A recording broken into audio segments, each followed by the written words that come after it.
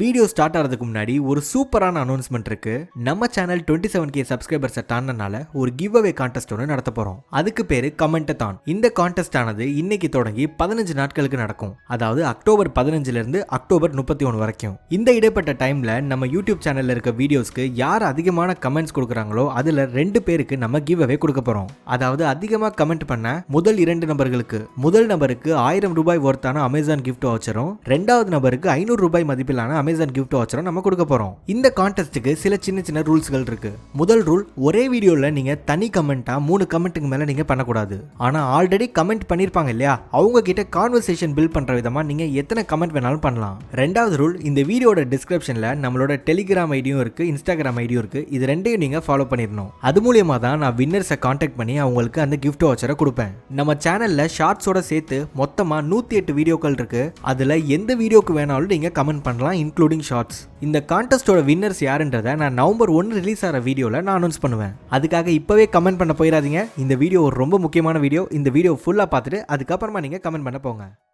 காலங்களில் 3 வகையான காலங்கள் இருக்கு, நம்ம எல்லாருக்குமே தெரியும். ஒன்று கடந்த காலம், இன்னொன்று நிகழ்காலம், இன்னொன்று எதிர்காலம். நம்மள நிறைய பேர் பல வருஷத்துக்கு முன்னாடி நடந்த ஏதாவது ஒரு கசப்பான விஷயத்த நினைச்சு இன்னமும் கஷ்டப்பட்டுட்டு இருப்போம். அதே மாதிரி நாளைக்கு என்ன நடக்க போகுதோ அப்படின்ற பயத்திலே வாழ்ந்துட்டு இருப்போம். இப்படி கடந்த காலத்தை பத்தியும் எதிர்காலத்தை பத்தியும் அதிகமா யோசிக்கிற நாம நிகழ்காலத்தை பத்தி பெருசா யோசிக்கிறது கிடையாது. ஆனா அந்த நிகழ்காலம்ன்றது மட்டும்தான் நமக்கு நிஜம். இந்த கடந்த காலமோ எதிர்காலமோ ரெண்டுமே ஒரு மாயை தான். இந்த வீடியோல நாம எக்கார்ட் டால் எழுதிய த பவர் ஆஃப் நவ் அப்படின்ற புக்கோட சம்மரியை தான் நம்ம பார்க்க போறோம். இந்த புக்கை படிச்ச பல லட்சம் பேர் இந்த புக்கை அவங்களுக்கு மன நிம்மதியை கொடுத்திருக்கிறதா சொல்லியிருக்காங்க. நீங்களும் கடந்த காலத்தை பத்தியே நினைச்சுக்கிட்டு இருக்க ஒருத்தரா, இல்ல எதிர்காலத்தை நினைச்சு கவலைப்படுற ஒருத்தரா? அடுத்த 7-8 நிமிஷத்துக்கு எல்லாத்தையும் தூக்கி எரிஞ்சிட்டு இந்த வீடியோல ஃபோக்கஸ் பண்ணுங்க. இதோட முடிவுல உங்களுக்குள்ள ஒரு மாற்றம் கண்டிப்பா தெரியும். சரி, வாங்க வீடியோக்குள்ள போகலாம்.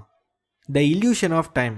ஆரம்பிக்கும் போதே ஆத்தர் ஒரு ஸ்ட்ராங்கான மெசேஜில் தான் ஆரம்பிக்கிறாரு. அது என்ன அப்படின்னா, டைம்ன்ற ஒன்று ஒரு இல்யூஷன் தான், அதாவது ஒரு மாயை தான் அப்படின்றாரு. பாஸ்ட்ன்ற ஒன்று முடிஞ்சு போன ஒன்று, ஃபியூச்சர்ன்ற ஒன்று இன்னும் நடக்காத ஒன்று. எது ரியலான மூமெண்ட் அப்படின்னா இந்த தருணம், அதாவது நவ் அப்படின்றாரு ஆத்தர். யோசிச்சு பாருங்க, நீங்க போன மாசம் உங்களோட ஆஃபீஸ்ல ஒரு பிரசன்டேஷன் பண்றீங்க, அதை நீங்க ஒழுங்காவே பண்ணல, அதனால உங்க பாஸ் உங்களை திட்டாரு. இது முடிஞ்சு போய் 1 மாசம் ஆயிருந்தாலும் நீங்க அதையே திரும்ப திரும்ப ரீப்ளே பண்ணி உங்க மைண்ட்ல பார்த்து கரண்டா இருக்கிற இந்த டைமை நீங்க டிப்ரெஸ் ஆக்கிக்கிறீங்க.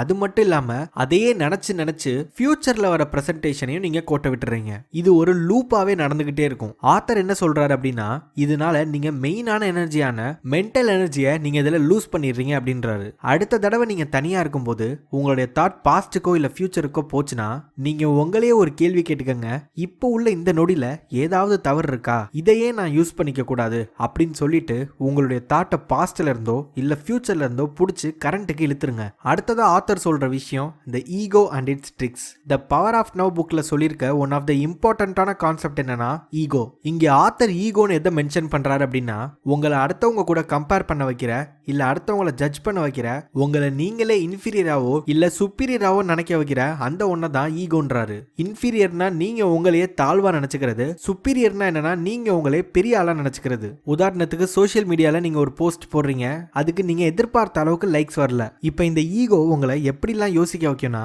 நான் ஒரு வேஸ்ட், யாருக்குமே என்ன பிடிக்காது அப்படின்லாம் யோசிக்க வச்சிரும். இல்ல ஒருவேளை உங்களுக்கு நிறைய லைக்ஸ் கிடைச்சிருச்சுன்னு வச்சுக்கோங்க, நீங்க பிரசன்ட்டை என்ஜாய் பண்ணாம டக்குன்னு ஃபியூச்சரை நோக்கி போக ஆரம்பிச்சிருவீங்க. அதாவது உங்களுக்கு ஒரு 10,000 லைக் வந்திருந்ததுன்னா அடுத்து உங்களுக்கு 20,000 லைக் வேணும்னு ஆசைப்பட ஆரம்பிச்சிருவீங்க. அதுதான் ஈகோவோட வேலை. இன்னும் நிறையன்னு உங்களை சாட்டிஸ்ஃபை ஆகவே விடாது. இதே தான் நம்ம சைக்காலஜி ஆஃப் மணி புக் சம்மரிலையும் பார்த்திருந்தோம், போதும் என்ற மனமே சிறந்தது அப்படின்ட்டு. அதனால இந்த ஈகோ சொல்றதை மட்டும் எப்பவுமே கேட்றாதீங்க. அப்படி கேட்டீங்கன்னா அது உங்க நிகழ்காலத்தை நிம்மதி இல்லாம ஆக்கிடும். அடுத்ததா ஆத்தர் பேசுற விஷயம் த பவர் ஆஃப் நவ். எப்போ நீங்க கடந்த காலத்துல நடந்ததை நினைச்சு வருத்தப்படாம அண்ட் ஃபியூச்சர்ல நடக்க போறதை நினைச்சு பயப்படாம இந்த கரண்ட் மூமெண்ட்டை நீங்க வாழ்றீங்களோ அப்பதான் உங்களால உண்மையான மன நிம்மதியை பெற முடியும் அப்படின்னு சொல்றாரு ஆத்தர். யோசிச்சு பாருங்க, உங்களுக்கு படம் பார்க்க பிடிக்கும் அப்படின்னா அந்த 3 மணி நேரம் உங்களுக்கு எவ்வளவு மன நிம்மதியா இருக்கு. அந்த டைம்ல நீங்க பாஸ்ட நினைச்சு கவலைப்பட்டு இருக்க மாட்டீங்க, மாட்டீங்க அண்ட் ஃபியூச்சரை நினைச்சும் பயப்பட மாட்டீங்க. அந்த மன நிம்மதியை தான் நம்ம நார்மலா எல்லா டைம்லயும் கொண்டு வரணும் அப்படின்னு சொல்றாரு ஆத்தர். அப்ப நமக்கே லைவா எக்ஸாம்பிள் தெரியுது, பாஸ்ட பத்தியும் ஃபியூச்சரை பத்தியும் யோசிக்காம இருந்தா எவ்வளவு உண்மையா எவ்வளவு மன நிம்மதியா இருக்கு அப்படின்ட்டு. இதுக்கு ஆத்தர் லேக்கை வச்சு ஒரு எக்ஸாம்பிள் சொல்றாரு. லேக்கோட அந்த மேல்புறம் நம்ம தாட்ஸ் மாதிரி அதுவும் கலங்கிக்கிட்டே இருந்தது அப்படின்னா அதுல எந்த ரிஃப்ளெக்ஷனுமே தெரியாது. ஆனா அது கலங்காம கான்ஸ்டன்டா இருந்தது அப்படின்னா அதுல ரெஃப்ளெக்ஷன் மூலியமா நீங்க ஆகாயத்தையே பார்க்கலாம்.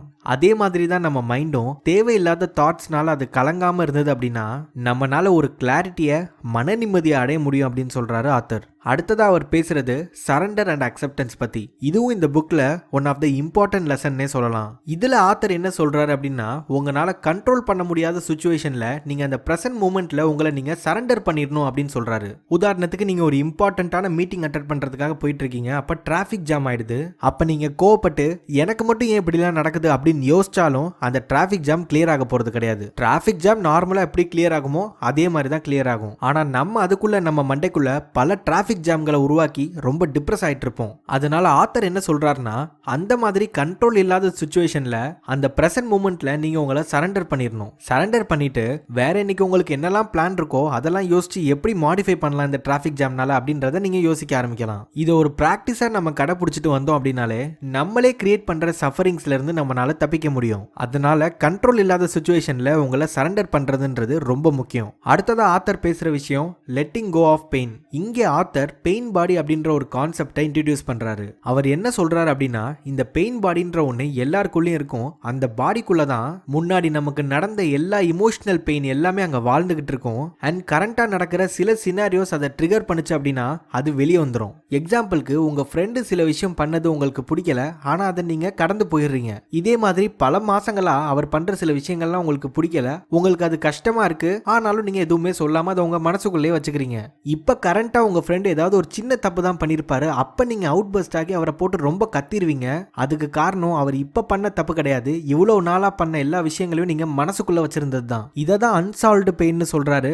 அண்ட் இது இருக்கிற இடத்த தான் பெயின் பாடின்னு சொல்றாரு. இந்த பெயின் பாடிக்கு மெயின் ஃபுட்டே இந்த நெகட்டிவ் தாட்ஸும் நெகட்டிவ் எமோஷன்ஸும் தான். பட் ஒரு நல்ல விஷயம் இருக்கு, அது என்ன அப்படின்னா, இது உங்களுக்கு தெரிஞ்சிருச்சு அப்படின்னாலே நீங்க அதுக்கு ஃபீட் பண்றதை நிப்பாட்டிடலாம். அதாவது அதுக்கு உணவு கொடுக்கறத நீங்க நிப்பாட்டிடலாம். எப்படி நிப்பாட்டுவீங்க? அதுக்கு ஃபுட்டே உங்களோட நெகட்டிவ் தாட்ஸும் நெகட்டிவ் எமோஷன்ஸ் தான். சோ அதை நீங்க அதிகமா நினைக்காம இருந்தாலே இந்த பெயின் பாடிக்கு நீங்க ஃபுட்டை கொடுக்கறத நிப்பாட்டிடலாம். இதுக்கு இன்னொரு வழி என்னன்னா, அப்பப்ப உங்களுக்கு வர மனக்கசப்ப அப்பப்பவே நீங்க சால்வ் பண்ணிடணும். அது யார் கூட வேணாலும் இருக்கட்டும், அப்பப்பவே நீங்க சால்வ் பண்ணிட்டீங்கன்னா அது உங்க மனசுக்குள்ள தேங்கி இருக்காது. கடைசியா forgive yourself. உங்க மைண்ட் அதிகமா பாஸ்ட்ல இருக்கிறதுக்கான காரணம் நீங்க பாஸ்ட்ல பண்ண ஏதோ ஒரு தப்ப நினைச்சு இப்பவும் உங்களை நீங்களே வருத்திக்கிறனால தான். இந்த நேரத்துல the power of your subconscious mind அந்த புக்ல சொல்லியிருந்தது தான் எனக்கு ஞாபகம் வருது. அதை பத்தி நம்ம யூடியூப் சேனல்ல போட்டிருந்தோம். நம்ம லைஃப் நம்மளை எப்பவுமே மன்னிச்சுக்கிட்டு தான் இருக்கு. நம்ம கை காலை உடச்சுக்கிட்டோம்னாலோ அது ஆட்டோமேட்டிக்கா சரியாயிடுது.